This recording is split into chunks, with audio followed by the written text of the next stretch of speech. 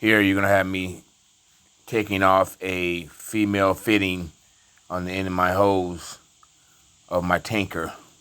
The tool I'm using is just a regular grinder.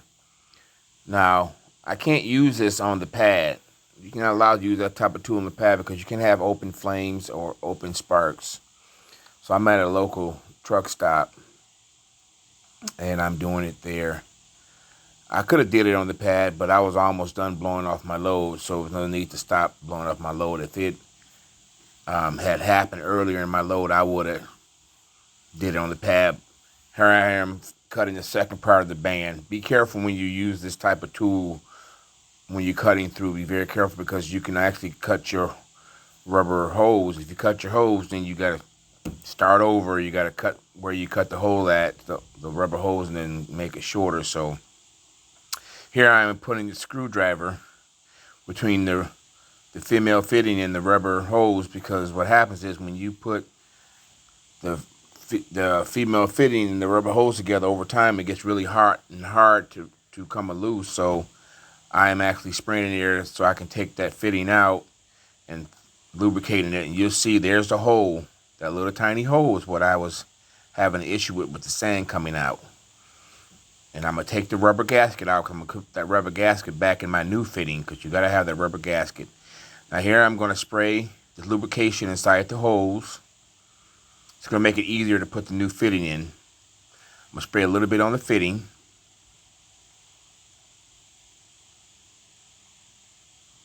It's going to slide in fairly easy.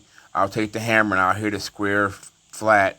I don't want to hit it on the end of the fitting. I don't want to mess with the fitting in. So here I put the rubber gasket in. Without that, it would leak air and leak sand when I would put the male fitting into the female fitting. So that's why you got to have that rubber gasket in there.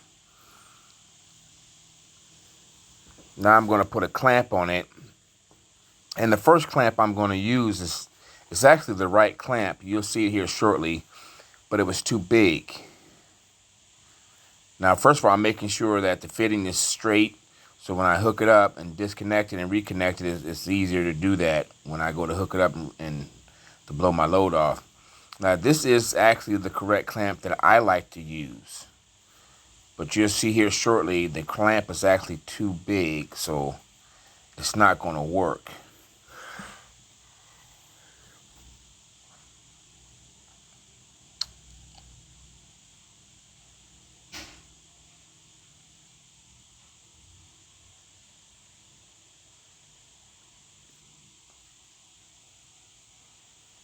It's just a little bit too big. I don't know. Here we go.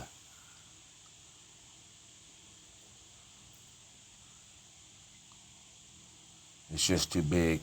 This is actually nighttime me doing this. I have a flashlight and I'm shining the flashlight down onto the back of the hose. And also there's a gentleman who actually drives for a trucking company who wanted to watch me do this. So he turned his lights on and gave me light. Now I'm going to take the old-fashioned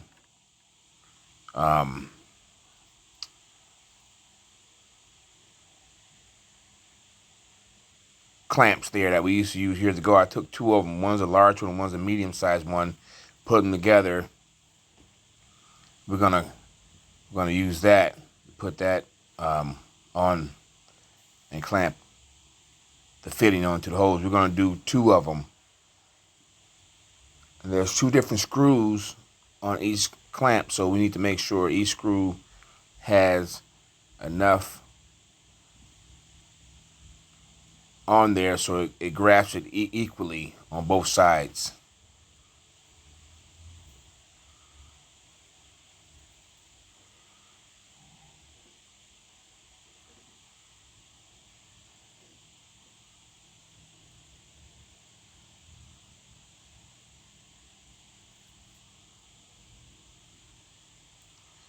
Now I'm going to grab a second set of clamps, the large one and a medium-sized one. I'll put it together and we're going to put the second one on there. I like to have two clamps on the ends of my hose where my fittings go in, because it just makes sure it's really secure. And because there's so much pressure and so much force going through that hose, and it's just better to have two on there to make sure it holds it.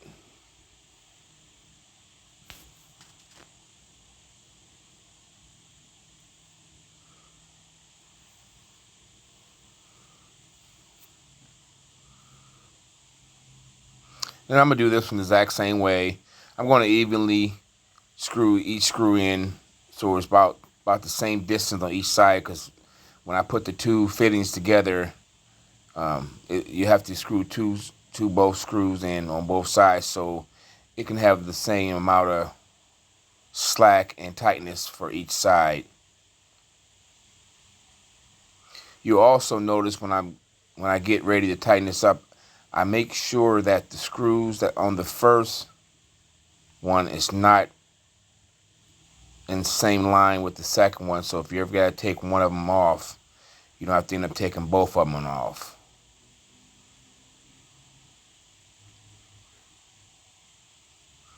There we go. It's fairly easy. Anybody with any kind of mechanical, thumbs up. Here we are going to show you blowing up. But like I said, anybody with any kind of mechanical skills could change a fitting. They're not hard to do. Mostly what you need is a screwdriver, some kind of lubrication, the fitting itself. Remember the gasket. If you don't have a new gasket, you can use the old gasket as long as it's not wore out. And brackets to tighten it up. Here it is. You see that I got my trailer reloaded, and here I am with the new brackets on, new fitting, and I'm blowing off a load.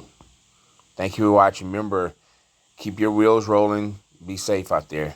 Have a good day. Thank you. Peace.